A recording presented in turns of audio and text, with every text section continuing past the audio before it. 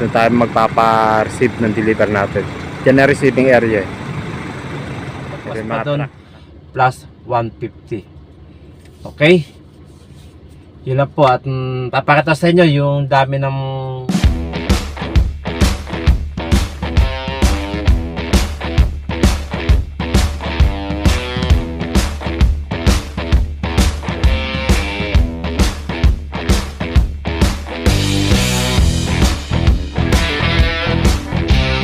Okay mga kaibigan, dito tayo magde-deliver sa yan po, kita ho ninyo, Landers, Paco, Maynila.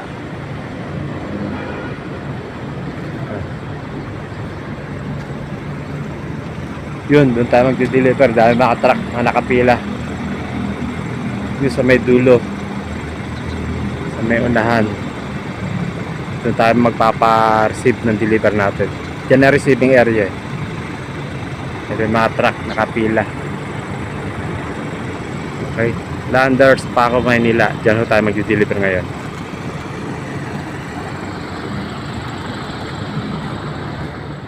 Okay, good morning po mga kaibigan, mga kasama.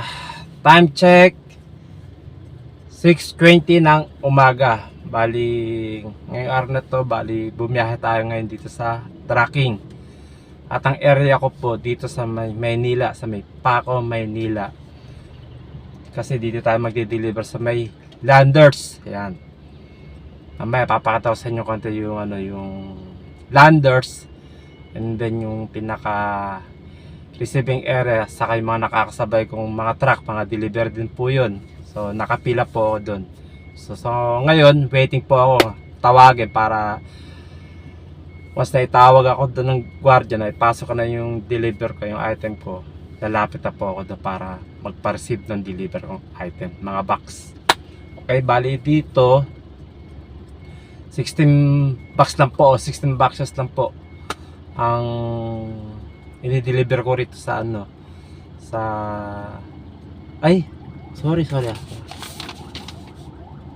sorry po, 18 boxes po, 18 box ang i-deliver ko po rito. Yan. Bali dito, sabi ko kanina Manila area po ako, Landers pa ako Maynila, 18 boxes o 18 box. At susunod ko po yung SM Manila, isang box lang po yun, i-deliver ko. Saka Save More dito sa may Nagtahan Bridge, sa may ilalim po ng tulay, i-deliver din po ako doon ng isang box. Bali total boxes po 20 pieces o 20 boxes po. 18 dito sa Landers, SM Manila isang box, Save More Nagtahan isang box. Bali 20 na box. Okay, yun po. Syempre sabi ko sa mga nakaramblog ko po, pagka Metro Manila area, ang ibabayad po sa akin ni tracking dito ay 1,590 pesos. Yun po ang ibabayad sa akin ni tracking. Kasi Manila area lang po ito. Saka isa pa, sedan rate, yan, pang kotse lang po to, konti lang po yung kakarga ko. Pero kung dala ko MPV, SUV, mga van, syempre mas mataas to sa 1,590 ang ibaba sa tracking, kasi mas malaki sasakyan yun mas marami makakarga yun, di po ba? Kaya sinabi ko kanina, sedan rate lang po, konti lang po yung makakarga ko rito, o 18 boxes lang yun, ibabad po sa tracking dito 1,590 pesos, 3 drops. Sabi ko nga rin nakarang video, ang minimum po ng drop dito sa tracking po 4 drops po yun, 4 na drop po. Pag lumagpas pa doon, plus 150. Okay, yun lang po. At papakita sa inyo yung dami ng box na i-deliver ko rito, kung gaano kalaki. Yung iba may mabigat din, pero kaya ko naman buhatin yun. Kumbaga may postcard naman yun ang makakatulong sa pagbubuhat o pagtutulak para ma-deliver ko o may lapit ko doon sa receiving area yung item na o box na di-deliver ko sa kanila. Okay, napapakita ko sa inyo sa may compartment ko Okay,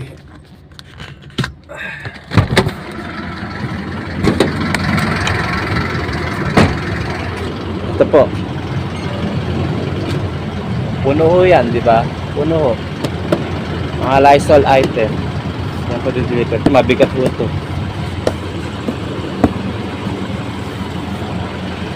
Okay, kita ko ninyo.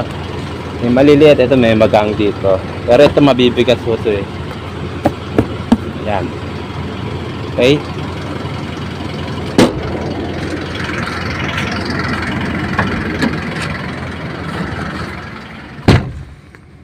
Yun po, nakita ho ninyo, gano'n po kadami yung box na di-deliver ko. Puno yung laman ng compartment ko. Siyempre, may yung iba maliliit, yung iba malalaki. So may kabigatan din po yun. Okay, mga kaibigan, inuulit ko ang ibabayad sa ating tracking dito. Sedan rig po, kasi kotse nga po dala ko, 1,590 pesos. Pero sa araw nito, 3 drops po ako ngayon. Text ko rito SM Manila saka Sebmore Nagtahan-Bridge. Bala na kung ano pwede doon. Okay, mga kaibigan, mga kasama, lagi po tayo mag-iingat sa ating mga biyahe. Tsaga-tsaga lang po at sigurado kikita po tayo dito ng maganda. Okay?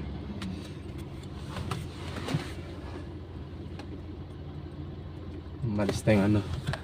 Ayan, basta umalis yung truck na yan, ibig sabihin tinawag na yan. Papasok na yan doon sa may unahan, doon sa may dulo. Ayan, susunod mga truck, mga nakapila yan eh. Eto din no.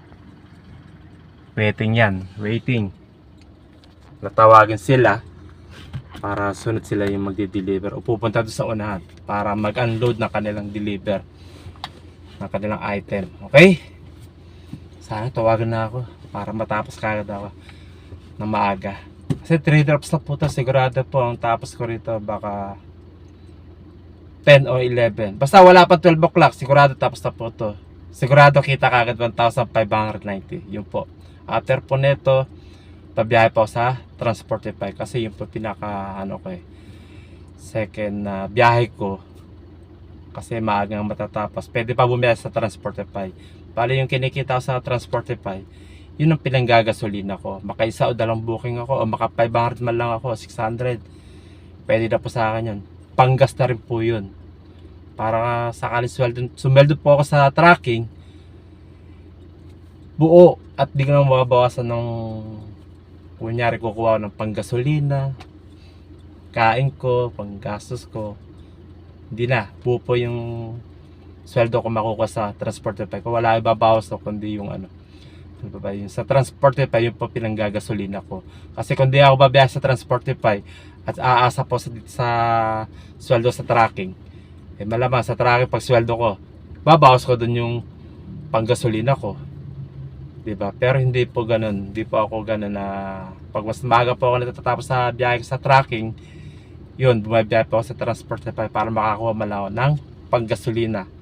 Ganun po ang diskarte ko. Okay? Mga kaibigan, yun po. Yun lang po, share ko sa inyo. 1,590 Manila area po ako ngayon. Okay? Mag-ingat po tayong lahat. Keep safe and keep on driving.